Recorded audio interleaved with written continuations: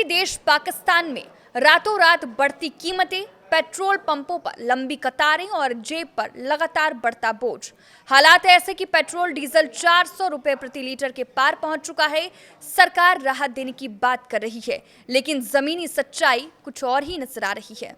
नमस्कार, मैं हूं साक्षी झा और आप देख रहे हैं न्यूज 18 का डिजिटल प्लेटफॉर्म।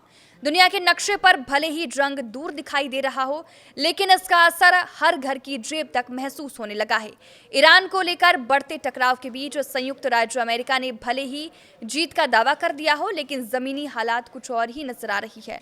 खासकर स्ट्रेट ऑफ हॉर्मुज में बने हालात ये साफ संकेत दे रहे हैं कि टकराव अभी थमा नहीं है और इसका सीधा असर दुनिया भर में तेल की कीमतों पर पड़ने वाला है।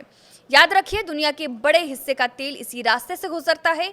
ऐसे में यहाँ जरा सी भी हलचल पूरे ग्लोबल मार्केट को हिला देती है और इसी का सबसे बड़ा असर पड़ रहा है हमारे पड़ोसी देश पर, यानी कि पाकिस्तान में हालात तेजी से बिगड़ रहे हैं। ईंधन की कीमतें अब आम आदमी की पहुंच से बाहर होती जा रही है।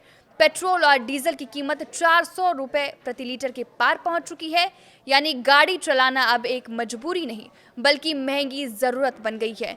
सरकार ने गुरुवार देर रात एक बार फिर कीमतों में बढ़ोतरी कर दी।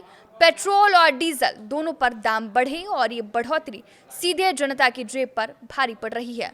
हालांकि सरकार ने गुस्से को कम करने के लिए कुछ राहत भी दी है।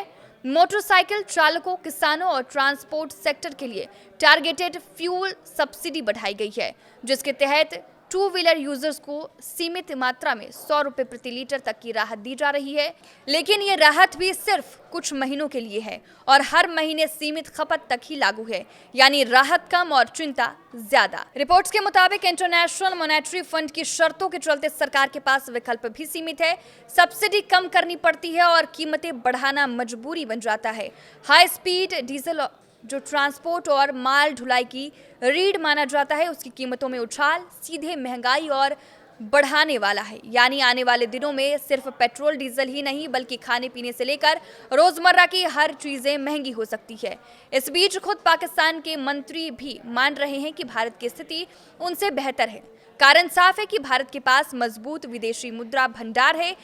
रिपोर्ट्स के मुताबिक इंटरनेशनल मॉनेटरी फंड की शर्तों के चलते सरकार के पास विकल्प भी सीमित है।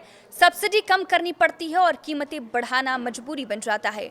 हाई स्पीड डीजल जो ट्रांसपोर्ट और माल ढुलाई की रीढ़ माना जाता है, उसकी कीमतों में उछाल सीधे महंगाई और बढ़ाने वाला है।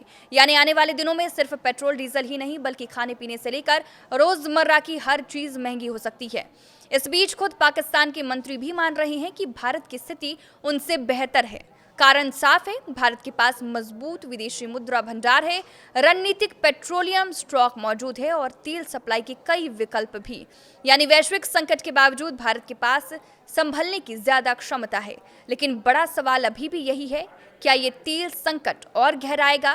क्या कीमतों में और उछाल आएगी? और क्या इसका असर पूरे दक्षिण एशिया को अपनी चपेट में ले लेगा? आप किस वीडियो पर क्या राय है, हमें कमेंट करके जरूर बताएं। नमस्कार।